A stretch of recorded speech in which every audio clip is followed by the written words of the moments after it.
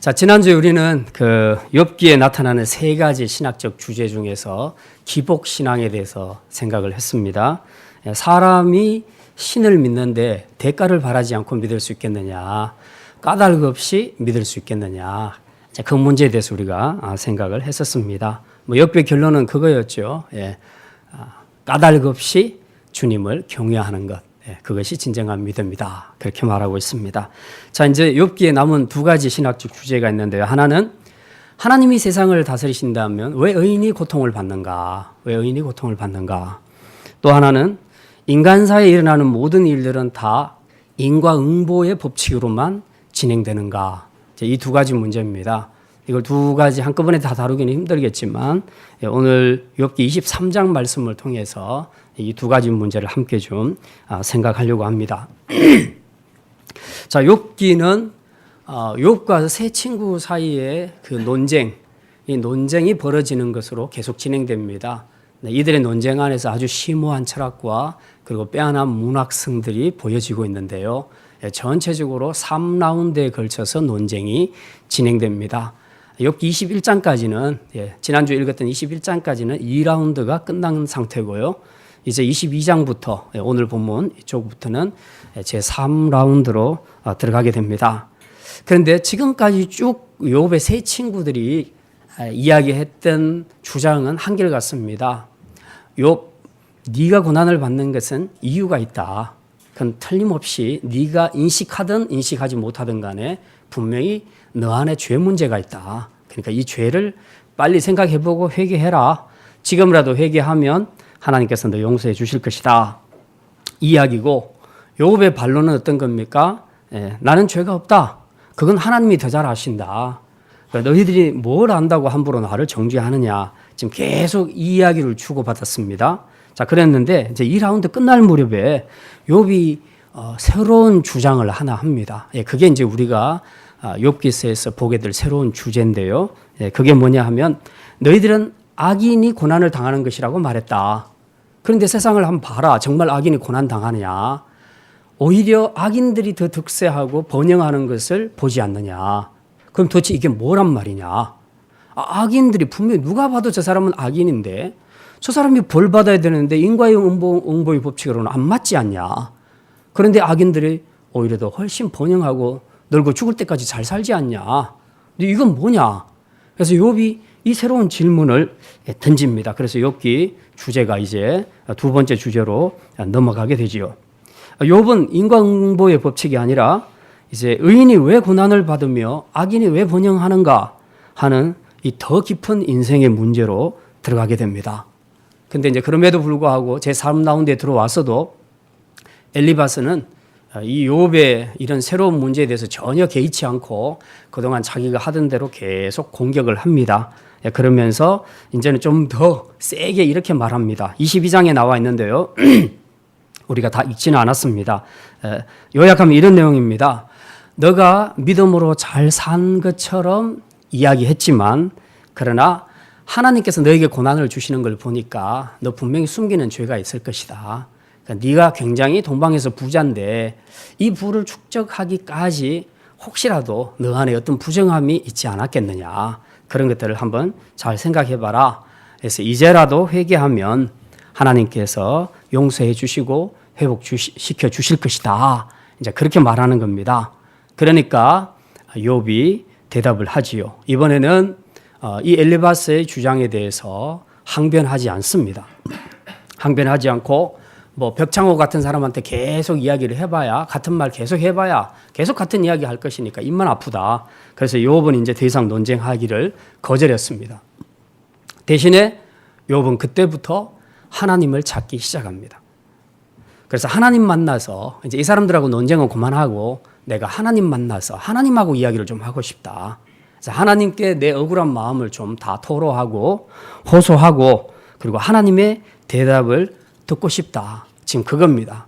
그 내용을 길게 기록한 것이 오늘 본문 23장에 기록된 내용입니다. 그래서 오늘 23장 내용을 통해서 이제 우리가 본받아야 할 욥의 신앙에 대해서 말씀을 생각하려고 합니다. 오늘도 기뻐하십시오. 두 대지만 하겠습니다. 첫째로 욥은 고난의 문제를 들고 하나님을 찾았다는 겁니다. 욥은 고난의 문제를 들고 하나님을 찾았다는 것입니다. 자, 오늘 본문 2절에서 9절까지 보면요, 길게 나와 있는 내용이 뭐냐 하면, 하나님 나 지금 너무 힘듭니다. 그러니까 제발 좀 나타나셔서 나를 만나주시고 그리고 내 문제를 좀 풀어주십시오. 너무 힘들어 죽겠습니다. 지금 그 내용이거든요. 네, 2절에 한번 보겠습니다. 예, 같이 한번 읽겠습니다. 오늘도 내게 반항하는 마음과 근심이 있나니 내가 받는 재앙이 탄식보다 무거움이라. 예, 욥이 지금 마음속에 반항심까지 생겼다는 겁니다. 예, 우리 신앙생활하면서 종종 이런 마음 느낄 수 있죠. 예, 난 뭔가 내 나름대로 믿음대로 살았는데 일이 안 풀리고 계속 고난과 역경이 찾아오게 되면 어느 순간에 내 안에 하나님에 대한 반항심, 이런 것들이 생길 수가 있습니다. 욥한테도 지금 분명히 이렇게 생겼다고 욥이 고백을 합니다. 이미 잃어버린 많은 자식들, 그리고 많은 재산들, 그리고 아내의 저주까지 견디기 힘든데 이 친구랍시고 찾아와서 위로한다고 하는 것이 전부 정죄하는 이야기만 하고 있습니다. 그러니까 얼마나 마음이 힘들겠습니까? 이런 상황에서 하나님은 아무 말씀도 안 하시고 보여주지도 않으시고, 그러니까 마음 한편에 지금 서운함도 있고 하나님을 향해서 좀 반항심도 생기고, 그리고 도대체 이 일이 어떻게 풀릴 것인가 지금 염려가 굉장히 많이 된 겁니다. 어쨌든 욥은 그럼에도 불구하고 하나님 앞에 자신의 모든 마음을 정직하게 다 지금 토로하고 있는 것을 우리가 보게 됩니다. 우리가 하나님 앞에 나아가야 하는 이유가 바로 여기 있습니다. 내 힘으로는 도저히 소화시킬 수 없는 문제, 아무리 밤에 자고 또 고민하고 생각하고 아무리 해봐도 해결되지 않는 문제, 이런 문제를 가지고 이제 하나님 앞에 고난의 문제를 들고 나가야 되는 겁니다. 나가서 일단 내려놓고 다 풀어내 놓는 겁니다. 다 호소하고 그리고 주님 앞에 자기의 심정을 솔직하게 다 토로해 놓으면 그때부터 하나님께서 내 문제를 만져주기 시작한다는 것입니다. 자, 그리고 3절부터 5절까지 보면요, 욥이 하나님을 찾는 이유가 나와 있습니다. 3절부터 5절까지 한번 읽겠습니다. 내가 어찌하면 하나님을 발견하고 그의 처소에 나아가랴.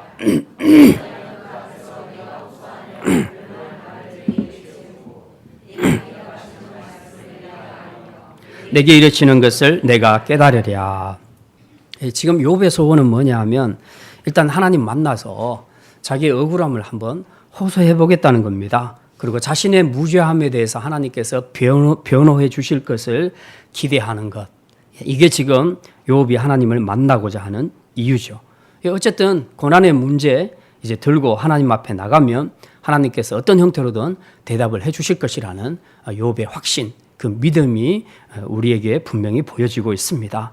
자, 그럼에도 불구하고 8절에서 9절까지 보면 하나님을 만날 수 없는 안타까운 심정을 호소하고 있습니다. 8절과 9절 같이 읽겠습니다. 그런데 내가 앞으로도 가고 뒤로 가도 보이지 아니하며 그가 왼쪽에서 일하시나 내가 만날 수 없고 그가 오른쪽으로 돌이키시나 배울 수 없구나. 욥은 지금 하나님을 만나서 지금 이 문제, 이 고난의 문제를 좀 해결받고 싶은데요, 이상하게도 하나님을 만날 수 없다는 겁니다. 왠지 하나님이 자신을 좀 피해 다니는 것 같기도 하고, 그리고 외면하시는 것도 같아서 마음에 굉장히 초조함과 답답함이 있습니다. 우리가 종종 고난의 문제를 들고 하나님 앞에 나와 기도할 때 즉각 응답이 이루어지지 않는 것 때문에 우리 마음이 굉장히 답답할 수 있습니다. 사실 나는 그 문제가 너무 심각하고 그리고 지금 상황이 너무 힘들기 때문에 하나님이 빨리빨리 내 기도에 응답을 해 주셨으면 좋겠는데 생각보다 굉장히 더디게 이루어지고, 그리고 어떤 경우는 도대체 내 기도를 듣는지 내 기도를 들으시는지 안 들으시는지 이렇게 확신이 안 들 정도로, 의심이 들 정도로 그렇게 우리를 힘들게 하는 이제 그런 부분들을 분명히 느낄 때가 있습니다. 욥의 마음도 마찬가지죠. 굉장히 조급하고 지금 답답한 심정을 고백하고 있습니다. 그렇지만은 이 욥은 이제 하나님의 판결에 대해서만큼은 확실하게 고백을 하고 있습니다. 6절과 7절 말씀 6절과 7절 같이 읽겠습니다. 그가 큰 권능을 가지시고 나와 더불어 다투시겠느냐? 아니로다. 도리어 내 말을 들으시리라. 거기서는 정직한 자가 변론할 수 있은즉 내가 심판자에게서 영원히 벗어나리라. 욥은 확신합니다. 하나님을 만나면 하나님께서도 분명히 자기를 지지해 주실 것이다. 자기 편에 서서 자신의 말을 듣고 지지해 주실 것이라고 그렇게 확신하고 있습니다. 자, 이렇게 이제 1절부터 9절까지 우리가 쭉 봤는데요. 이 욥의 긴 고백의 내용을 보면 결국 그겁니다. 욥은 고난으로 인한 그 자신의 고통을 하나님 앞에 호소하면서 어찌든지 이제 문제의 해결자이신 하나님을 만나고자 몸부림치고 있음을 우리가 알 수 있습니다. 우리가 욥에게서 배워야 할 신앙이 바로 이런 것입니다.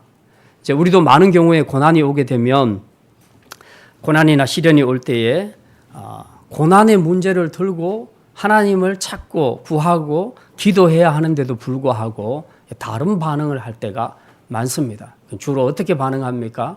첫째는 가장 쉽게 반응하는 것이 하나님을 원망하고 불평하는 것. 그 다음에 내 탓, 네 탓, 남의 탓을 자꾸 합니다. 책임 전가합니다. 이렇게 된 것은 누구 때문이야, 누구 때문이야, 자꾸 남의 탓으로 돌리는 이런 반응들을 많이 하고요. 그리고 고난에 대한 해석들을 좀 함부로 하는 그런 경향들도 있습니다. 예를 들어서 갑작스럽게 찾아온 일본의 쓰나미 같은 경우, 그 다음에 지진이나 이런 것들 때문에 수많은 인명피해가 났을 경우에, 또 혹은 어떤 아이가 태어났는데 처음부터 불구자로 태어났다. 그 불치병으로 태어났다. 네, 이런 경우에 우리가 어떻게 해석을 할 수 있겠습니까? 참 어려운 거죠. 고난의 문제가 찾아왔을 때에 우리가 하나님 앞에서 이 고난을 해석을 해보는 것은 필요는 하겠지만 무리한 해석을 함부로 하는 것은 굉장히 위험합니다. 예컨대 욥의 고난에 대해서 이 세 친구는 인과응보의 틀에 집어넣습니다. 그렇게 하고 보니까 이 공식에 따라서 보니까 욥은 죄가 있다는 거죠. 이렇게 하다 보니까 욥에게 또 하나의 상처를 주게 된 겁니다. IT 섬에 지진이 일어났다. 그래서 수십만 명이 죽었다라고 얘기했을 때에 도대체 저런 일들이 왜 지구상에서 일어나지? 그럼 그걸 이제 교회에 물으면 교회는 또 그 답을 해주느라고 가장 쉽게 나오는 답이 죄 때문이야. 이렇게 이야기하는 경우들이 있습니다. 굉장히 위험천만한 대답입니다. 세상에 일어나는 고난, 고통은 명백하게 인과응보의 원리로 되는 것도 있지만 우리 인과의 응보의 원리로 절대로 해석할 수 없는 부분들이 있습니다. 우리는 그걸 하나님의 섭리라고 얘기합니다. 하나님의 섭리에 대해서는 인간이 함부로 어떤 잣대를 들이대서 그렇게 함부로 판단할 수가 없습니다. 특히 그들을 정죄한다는 것은 굉장히 위험한 것입니다. 고난이라는 것은 해석이 아니고 수용하는 겁니다. 우리가 다 이해하지 못해도 하나님의 섭리를 다 이해할 수 없어도 하나님의 일하심 앞에 내가 언젠가는 하나님이 답을 주실 것이라는 그 믿음을 가지고 기다리고 수용하는 것, 바로 그것이 고난에 임하는 우리 성도들의 자세가 되어야 된다. 그런 말씀입니다. 그래서 우리는 항상 그 고난을 당했을 때 우리가 반응하는 것은 원망, 불평, 네 탓, 내 탓하고 또 엉뚱한 데 찾아가서 점쟁이들한테 가서 점을 보고 이렇게 해서 문제를 풀려고 하거나 아니면은 또 어떤 다른 것에 대해서 우리가 다른 잘못된 해석을 해서 어떤 다른 사람들에게 상처를 준다거나 이런 데 우리가 에너지를 낭비할 것이 아니고 일단 고난이 오면 원인이 어디서 됐든지 관계없이 우리가 해야 할 가장 시급한 태도는 고난의 문제를 들고 하나님 앞에 나아가는 것입니다. 하나님 앞에 기도하는 것입니다. 그것이 우리가 해야 할 일이라는 거죠. 그렇게 기도의 자리에 나가서 하나님 앞에 이 문제를 들고 기도하다 보면 문제들이 해결되는 것을 그때 볼 수가 있습니다. 예를 들어서 인과응보의 문제다. 즉, 내 죄 문제로 고난이 찾아왔다 하면 하나님이 그걸 깨닫게 해주십니다. 그때는 우리가 회개하면 되는 거예요. 만약에 내가 죄가 없는데 고난이 찾아왔다. 그러면 우리가 하나님 앞에 그 고난의 문제를 가지고 기도하고 특별히 내가 내 안에 있는 억울함, 이런 마음의 고통을 토로하고 하나님 앞에 호소하다 보면 하나님께서 말씀으로 우리에게 응답해 주십니다. 그래서 우리가 또 문제를 해결받을 수 있다는 것입니다. 어쨌든 고난이 찾아왔을 때 우리가 취해야 될 결론은 한 가지입니다.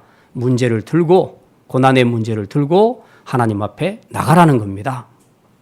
그런 점에서 욥의 신앙은 우리에게 많은 교훈을 줍니다. 여러분들이 힘들 때, 시련과 고난을 겪게 될 때 여러분이 반응하는 것들은 주로 어느 쪽입니까? 한번 우리 자신을 한번 돌아보기를 바랍니다. 이제 하나님을 구하고 찾기보다 그냥 하나님을 원망하고 불평하고 남의 탓하고 재수 없다고 생각하고 그대로 낙심의 자리를 깔고 앉아서 그렇게 일어서지도 못하고 누워있지는 않습니까?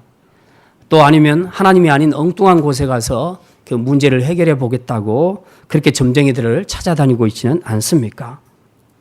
더구나 남의 고난에 함부로 인과응보의 잣대를 들이대고 그렇게 남에게 또 하나의 상처를 주는 이런 오류를 범하고 있지는 않습니까?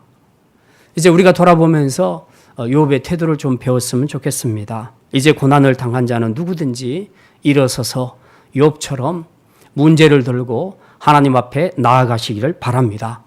하나님은 당신의 백성들이 고난 중에 하나님께 나와 부르짖기를 기다리시는 분이심을 믿으시기를 바랍니다. 그리고 그 기도하는 여러분의 기도를 들으시고 여러분의 작은 신음에도 응답하시는 분이심을 또한 믿으시기를 바랍니다. 욥처럼 종종 앞으로 가도 하나님이 보이지 않고 뒤로 가도 안 보인다고 답답해하지 말고 기도하는 김에 조금만 더 인내하십시오. 조금만 더 기도하십시오. 그러면 욥과는 다르게 우리 안에, 우리 곁에 계신 바로 그분께서 우리의 기도를 들으시고 응답해 주실 것입니다. 자, 두 번째입니다. 우리가 욥에게서 배워야 될 두 번째 신앙. 욥은 자신이 받는 고난을 연단으로 해석했다는 겁니다. 자신이 받는 고난을 연단으로 해석을 했다는 것입니다. 23장 10절에 보면 이렇게 기록이 되어 있습니다. 이제 이게 다음 주 요절 말씀인데요. 우리 10절 말씀 같이 읽겠습니다. 그러나 내가 가는 길을 그가 아시나니 예, 이 말씀 아주 굉장히 유명한 말씀이죠. 이건 평생에 여러분의 요절로 외우고 다니시면 아마 고난 중에 굉장히 큰 위로와 힘이 될 것입니다. 욥은 자신에게 나타나지 않는 하나님에 대해서 안타까워하면서도 하나님에 대한 믿음은 분명히 갖고 있었습니다. 자, 욥의 결론은 이겁니다. 지금 내가 겪는 고난은 하나님이 나를 연단하시기 위함인데 그 후에는 이 연단 후에는 내가 순금과 같이 되어서 나올 것이다.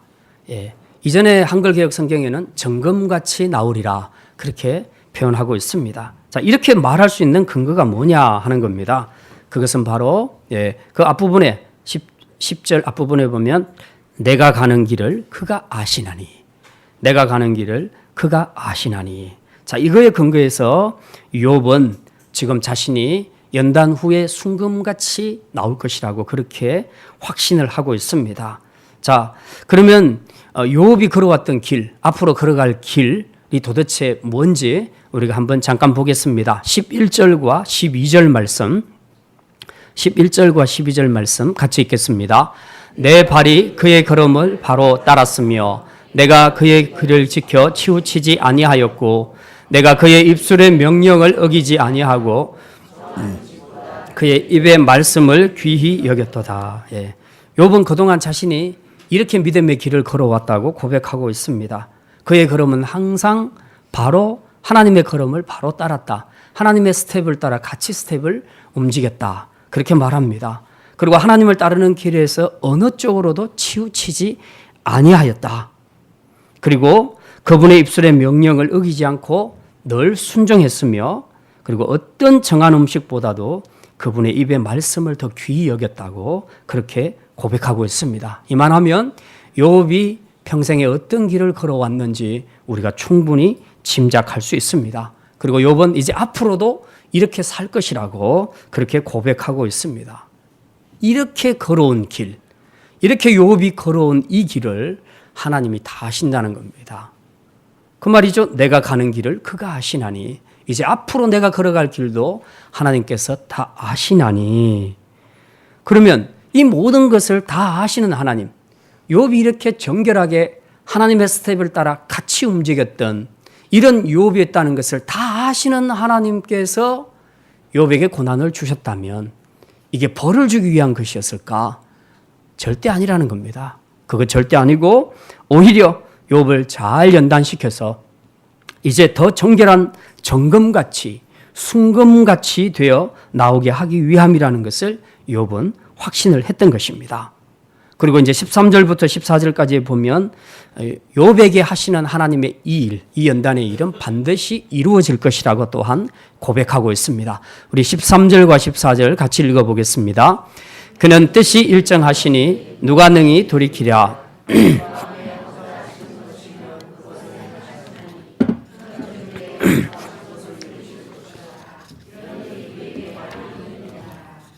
예, 하나님은 지금 인과응보 때문이 아니라 그냥 당신의 섭리 가운데 당신의 사랑하는 백성들을 연단시켜서 순금같이 나오게 하시겠다는 그런 계획들을 가지고 계시고 그런 일들을 자주자주 진행하신다는 겁니다.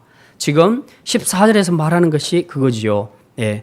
그런즉 내게 작정하신 것을 이루실 것이라 이런 일이 그에게 많이 있느니라. 하나님은 욥에게만 그런 게 아니라 이 땅에 사는 동안 많은 성도들에게도 이런 일을 행하신다는 겁니다. 지금도 벌을 주기 위해서가 아니라 믿음으로 잘 살지만 그들을 더 깨끗하게 연단시켜서 순금같이 나오게 하신다. 이 금이라는 것은요, 이 재련을 하기 전에는 덕지덕지 더러운 찌꺼기와 불순물들이 많이 붙어 있습니다. 자, 이런 것들을 이제 불 속에서 재련을 하게 되면 이 모든 불순물들이 다 떨어지고 진짜 순수한 순금, 정금이 나오게 되는 거죠. 그때부터 금은 상품 가치가 있는 것입니다. 이 금이 쓰이려면 덕지덕지 뭔가가 붙어있는 불순물이 붙어있는 상태에서는 쓰임을 받을 수가 없습니다. 우리가 하나님 앞에서 쓰임 받는 것도 마찬가지입니다. 우리 안에 믿음이 좋다 해도 뭔가 아직 하나님 보실 때에 불순물들이 많이 있다는 겁니다. 다른 사람보다는 상대적으로 믿음이 좋겠지만 하나님이 들어 쓰실 때에는 아직 부족하다는 것, 그런 부분이 있다는 거죠. 그럴 때 하나님은 부득이 연단이라는 과정을 사용하십니다. 그래서 그 사람 안에 있는 이 영적인 불순물들, 찌꺼기들을 제거하는 이제 이런 연단을 주시는 경우들이 굉장히 많다는 거죠. 실제로 하나님이 쓰신 위대한 사람들 중에서는 이런 사람들이 굉장히 많았습니다. 구약의 아브라함도 그랬고 야곱도 평생에 하나님 앞에 이 고난의 길을 걸었습니다.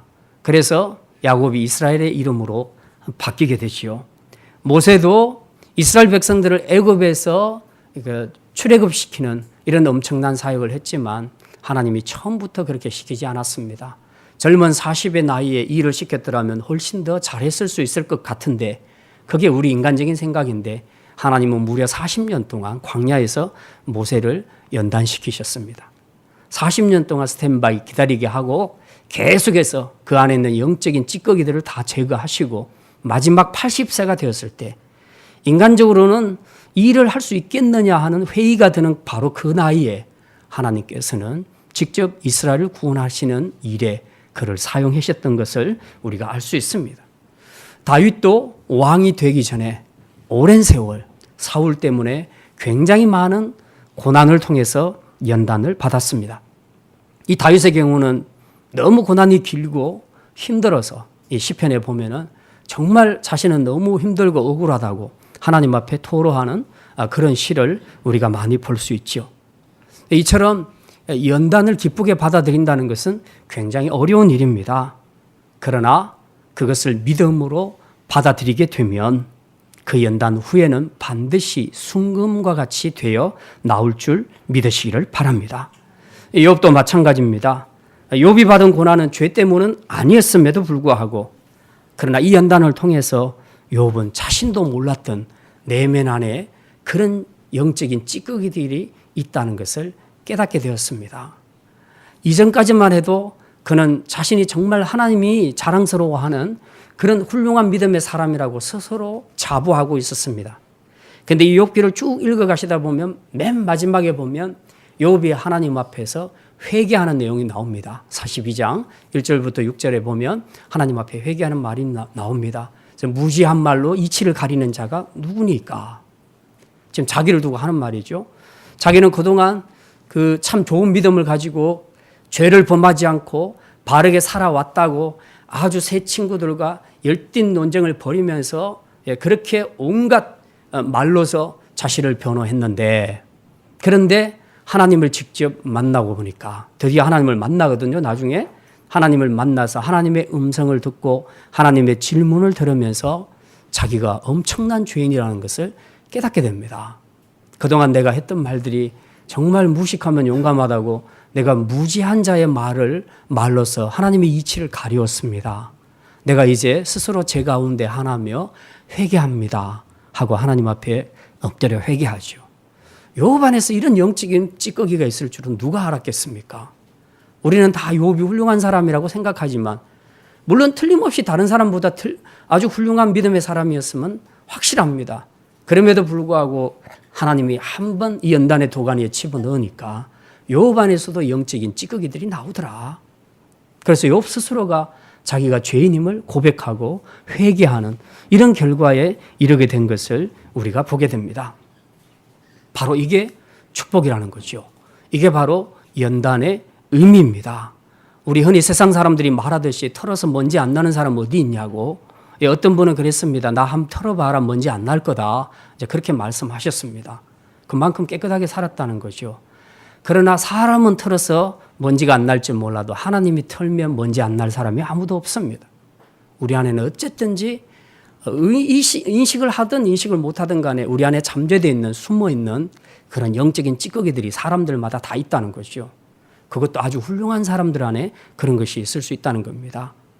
훌륭하지 못한 사람들은 이런 것들이 밖으로 다 드러나니까 모든 사람들 보기에 다 악인이지만, 그러나 정말 믿음이 좋고 훌륭한 사람들도 그 안에 이 재련을 시켜보면 그 안에서 숨어있는 영적인 찌꺼기들이 있다는 것이 발견된다는 것입니다.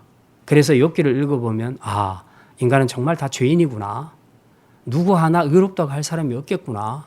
그런데도 욥은 이처럼 당당하게 하나님 만나고 하나님이 자기 의를 입증해 달라고 그렇게 했으니 이게 얼마나 어리석은가. 아무튼 욥기 마지막 가서는 욥은 모든 것을 다 깨닫게 되지요. 그래서 하나님 앞에 의롭다 할 자가 없다 하는 것을 스스로 고백하게 됩니다. 그러나 적어도 이 23장 이 순간에 욥은 지금 이 모든 것이 다 자기를 연단시켜서 하나님께서 순금과 같이 나오게 하시리라는 그 계획을 가지고 오늘 자기를 연단시키고 있다는 분명한 확신을 가지게 되었습니다. 그래서 이 확신 때문에 그는 믿음을 잘 이겨냈고, 믿음으로 이 고난을 잘 이겨냈고, 이 연단을 통해서 그는 자기 안에 있는 이 작은 찌꺼기까지라도 다 깨끗하게 정화되고 더 성숙하게 변화되는 축복을 누리게 되었다는 것입니다. 이제 말씀을 마치겠습니다. 욥은 고난 중에 있을 때에 더 이상 인과응보 논쟁에 휘말리지 않고 에너지를 낭비하지 않고 곧장 고난의 문제를 들고 하나님을 찾았습니다. 그리고 그 하나님을 만나기를 소원했습니다. 혹시 여러분 중에 지금 고난 중에 있는 분이 있습니까? 고통 중에 있는 분이 있습니까? 밤에 잠 못 이루는 고민으로 고통받고 있는 분들이 있습니까? 고난의 원인이 무엇이 됐건 간에 고난에 처한 우리가 가장 시급하게 해야 할 것은 하나님 앞에 나아가는 것입니다. 비록 금방은 하나님의 응답이 없는 것 같아도 인내함으로 기도하시면 하나님께서는 여러분의 음성 다 들으시고 여러분의 사정 이미 다 알고 계시고 여러분이 겪고 있는 그 고난 하나님이 다 알고 계시기에 이제 그 기도하는 자들의 기도를 들으시고 하나님께서 고난의 문제를 해결해 주실 것을 믿으시기를 바랍니다. 또한 욥처럼 고난은 연단을 통해 우리의 작은 영적 찌꺼기까지도 제거하시고 우리를 순금으로 나오게 하시려는 하나님의 선하신 뜻임을 믿고 이 고난을 믿음으로 수용하시기를 바랍니다. 그러면 반드시 문제를 해결받는 역사, 축복의 역사를 체험하게 될 것입니다. 마지막으로 야고보서 한 장만 우리 같이 보겠습니다. 신약 성경 거의 맨 끝부분에 히브리서 다음에요.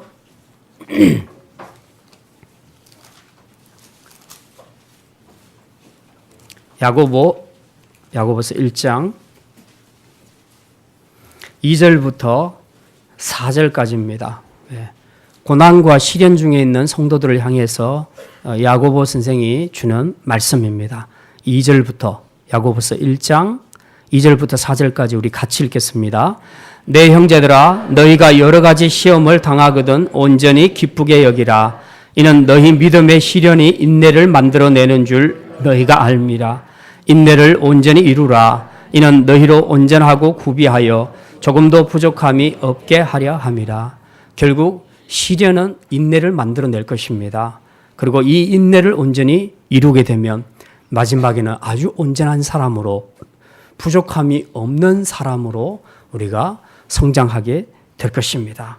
이제 이 말씀 붙잡고 시련 중에도 이제 이 말씀을 따라서 욥처럼 믿음으로 나아갈 때에 이제 더 성숙하고 온전한 숨검과 같은 믿음의 사람들로 변화되는 축복을 모두 다 누리시기를 주님의 이름으로 축원합니다.